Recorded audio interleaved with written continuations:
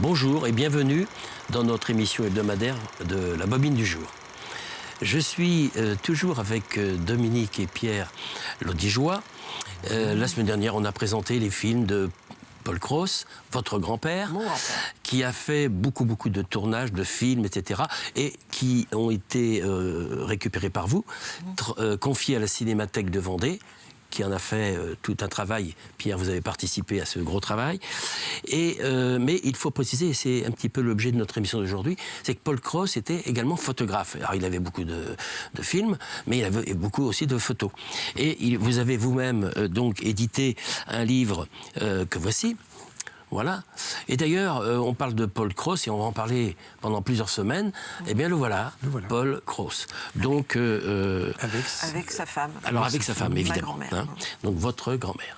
Voilà. Alors, dans ce livre, il y a tout un tas de photos de cette époque prises par Paul Cros. Non, alors celle-là, non. Voilà. Je vais alors, vous allez expliquer. Je vais préciser je en vous ce donne qui le concerne. Livre. Alors, les premières images qu'on a sur ce livre datent de 1905. Ce sont mes arrière-grands-parents qui venaient en vacances au Portel, alors qu'ils étaient parisiens. Alors, le Portel, c'est près de Boulogne-sur-Mer. Hein, près de Boulogne-sur-Mer, absolument. Oui. Mon grand-père travaillait au chemin de fer du Nord. D'accord. Mon arrière-grand-père travaillait au chemin de fer du Nord. Et donc, à l'époque, ce qu'on faisait très fréquemment, c'était on se faisait prendre en photo chez un photographe professionnel. Le photographe en faisait des cartes postales. Voilà. Et donc, on écrivait derrière... La correspondance. Derrière le portrait, derrière la photo, on écrivait des nouvelles à sa famille. Donc la famille recevait à la fois la photo, et le texte. Et le texte. Très bien. Donc toutes les images qu'on a là, entre 1905 et 1921, sont des photos faites par des professionnels, des photographes professionnels du Portel, pour ce livre-là.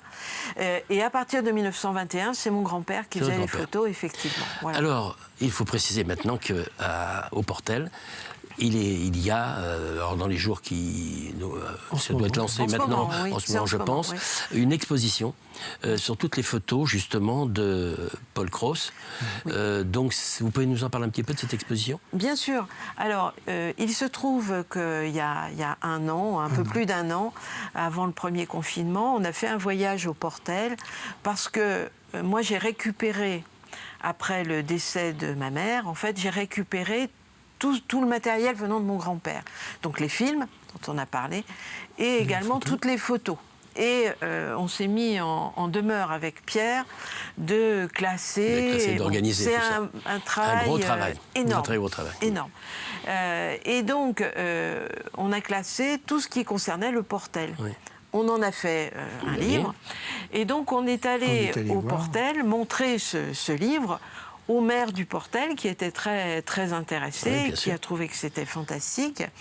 Et donc, le maire du Portel, avec la responsable de la médiathèque, ils ont trouvé qu'il fallait montrer ces images aux Portelois et aux Porteloises, d'où l'idée de faire une exposition. C'est avec la médiathèque, je crois. Voilà, c'est la médiathèque du Portel qui s'en occupe. Alors, l'exposition a commencé début avril, et donc se poursuit tout le mois d'avril, peut-être une partie du mois de mai. Bon, malheureusement, on n'a pas pu y aller. Pour les circonstances. Pour les raisons sanitaires. Voilà. Mais c'est un magnifique hommage rendu à mon grand-père et j'en suis très fière. D'accord. Et honorée. La responsable, donc c'est de l'exposition, c'est une dame ou c'est Valérie Tronet. Valérie Tronet. C'est Valérie Tronet, de la médiathèque.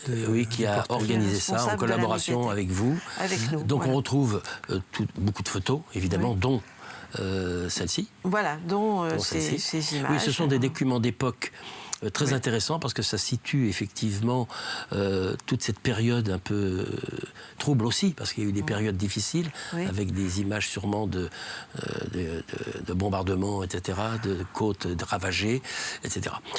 Eh bien, écoutez, merci pour ce détail. Moi, je vais vous donner rendez-vous la semaine prochaine. On va continuer avec les films, de Paul Cros, votre grand-père. Voilà.